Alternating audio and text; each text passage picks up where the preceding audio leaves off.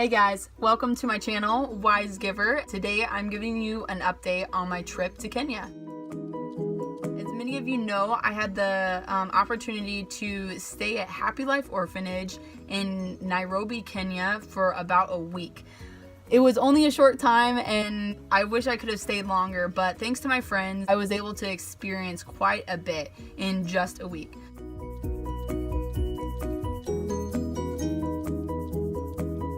During my time there, I actually got to stay at Happy Life Children's Home.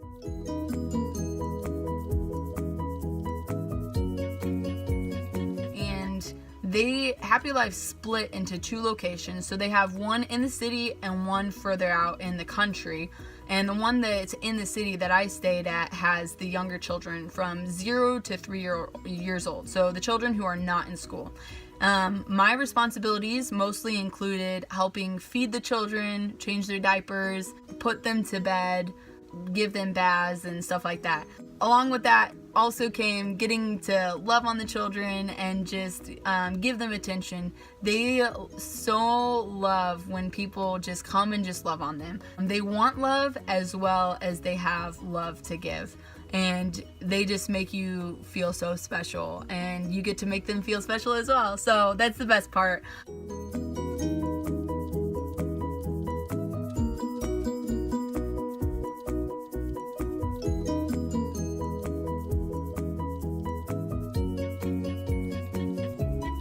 Even though I mostly stayed at the location in town, I was also able to visit the location where they have the older kids that attend school.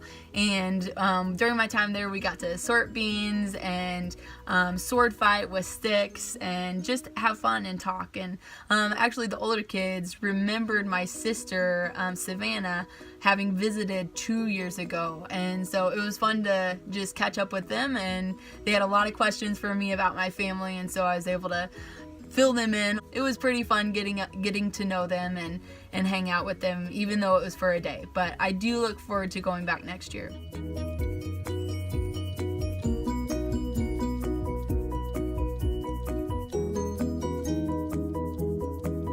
One of my biggest takeaways from staying at Happy Life is that a children's home can bring value to not only the children's lives, but also to the lives of those in the community.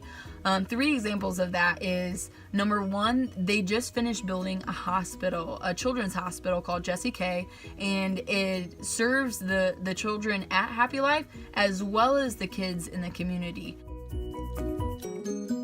And then number 2 is they're working on becoming self-sustainable in many ways.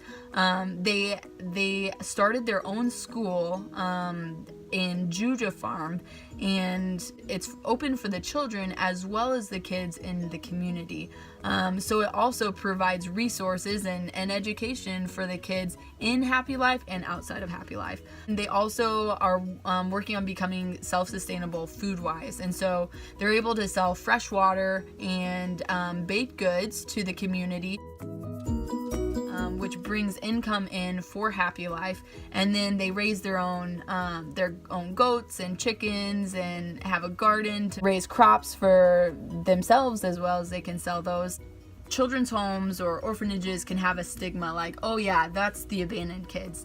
But Happy Life is not that way. Happy Life does an amazing job integrating the children into the community and the community into the lives of the children. I was really inspired by that, and I would love to see that happening more often.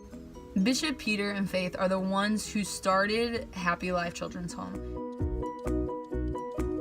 2 of the ways that Bishop Perter and Faith have inspired me is in number 1, faith, and then in obedience. God had given them a heart for the abandoned children in the area, and they didn't know how they were going to approach the whole thing, but they started with a children's home, and it took a lot of faith to start a children's home and to start caring for these kids who had no one to care for them. But they knew that the Lord was directing them in this direction, and they just walked in obedience and a lot of faith that God would take care of them and provide for all that they needed. One of the things that they told us, my family, when they came to our house was, we might not be able to change, or we can't change the world, but we can change the world for one child, and one child at a time. And that's what they're doing. Happy Life is changing the world for one child at a time.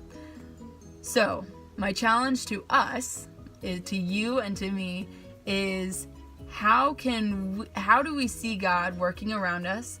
What are the needs that we see, or the challenges that we see in our communities?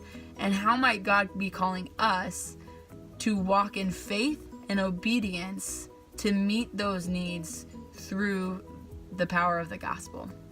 Peace out, and God bless you.